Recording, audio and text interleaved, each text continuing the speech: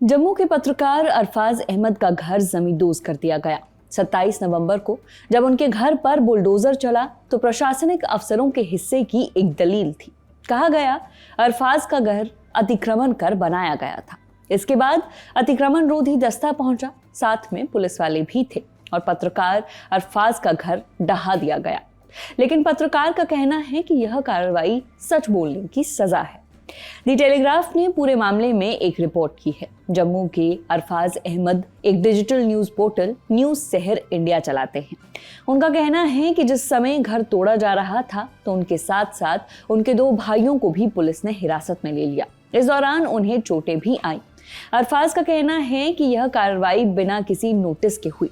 पत्रकार का यह भी कहना है कि इस कार्रवाई का मकसद उन पत्रकारों को मैसेज देना है जो सरकार की लाइन पर नहीं चलते। पत्रकार के मुताबिक जम्मू डेवलपमेंट अथॉरिटी यानी जेडीए के लोग 4 बुलडोजर और पुलिस बल के साथ उनके घर पर पहुंचे थे। उनका कहना है कि इतनी बड़ी कार्रवाई स्वयं यह साबित करती है कि इसके पीछे बदले की भावना है। अरफाज का यह भी आरोप है कि उन्हें फोन तक करने नहीं दिया गया, जबकि वह घायल थे।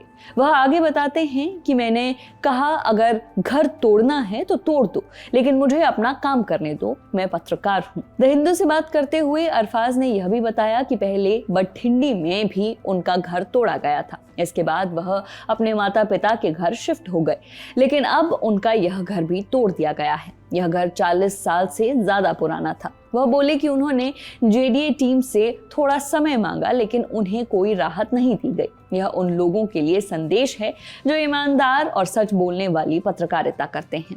अरफाज ने कहा वे पत्रकारों और सामाजिक कार्यकर्ताओं को सबक सिखाना चाहते हैं। अगर आप चापलूसी करो तो ठीक, लेकिन सच दिखाओगे तो यही होगा। प्रशासनिक अधिकारियों का दावा है कि यह घर अतिक्रमण वाली जमीन पर बना था और यह कार्रवाई व्यापक अतिक्रमण हटाओ अभियान का हिस्सा है। इस घटना के बाद जम्मू के कुछ लोगों में गुस्सा और कई सवाल हैं। इस कार्रवाई के बाद कई राजनीतिक नेताओं और वकीलों ने भी प्रशासन पर चुनिंदा कार्रवाई का आरोप लगाया है। जम्मू के एक social media handle @rebellious Dogra ने पोस्ट किया, सैकड़ों की टीम जेसीबीज का काफिला सिर्फ एक घर तोड़ने के लिए। यह ड्रग माफिया, OGW या किसी आतंकी का घर नहीं, बल्कि एक पत्रकार का घर था।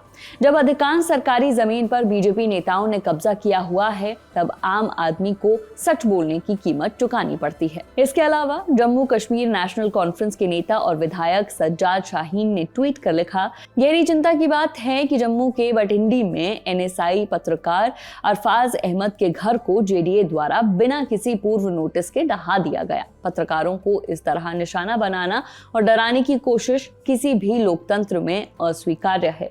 मैं मुख्यमंत्री से अपील करता हूं कि वे इस मनमाने कदम का तुरंत संज्ञान लें और जिम्मेदारों पर कार्रवाई सुनिश्चित करें। वहीं मामले पर मुख्यमंत्री उमर अब्दुल्ला का भी बयान आया है। उमर ने कहा कि क्या जम्मू में सिर्फ वो ही एक जगह थी जहां अवैध कब्जा है। उन्होंने कहा कि मैं देखना चाहता हूं कि इन अफसरों ने इस एक व्यक्ति को टारगेट क्यों किया है, कहीं उसका मजहब तो इसके पीछे नहीं। इस पूरे प्रकरण के लिए उन्होंने राजभवन को जिम्मेदार बताया है। उन्होंने और क्या कहा, सुनिए। मैं भी देखना चाहता हूं कि इस एक शख्स को इन अफसरों ने टारगेट क्यों किया, कहीं उसका मजहब तो इसके पीछे नहीं है, क्योंकि ऐसा हो ही नहीं सकता कि पूरी जेडीए की जमीनों पे सिर्फ यही एक नाजायज कब्जे का इल्जाम है। कोई इस बात के हक में नहीं है कि सरकारी जमीन का गैर कानूनी कब्जा हो, लेकिन ये लोग जो पिक एंड चूज तरीके से अपने बुलडोजर का इस्तेमाल करते हैं इलेक्टेड गवर्नमेंट को जलील करने के लिए, उन्हें भी अपनी हरकतों से बाज आना चाहिए। अगर हमारा लगाया हुआ अफसर ये काम करता तो अभी तक मैंने उसके खिलाफ कार्रवाई की होती, क्योंकि बिना मिनिस्टर के इजाजत के आप इतने बड़े कदम ले कैसे सकते हो।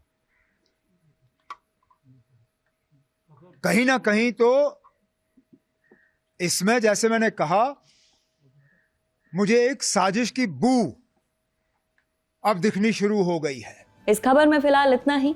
बाकी मामले की अपडेट्स दी लल्लन टॉप आप तक यूं ही पहुंचाता रहेगा। मेरा नाम है नेहा धीमान। देखते रहिए दी लल्लन टॉप। शुक्रिया।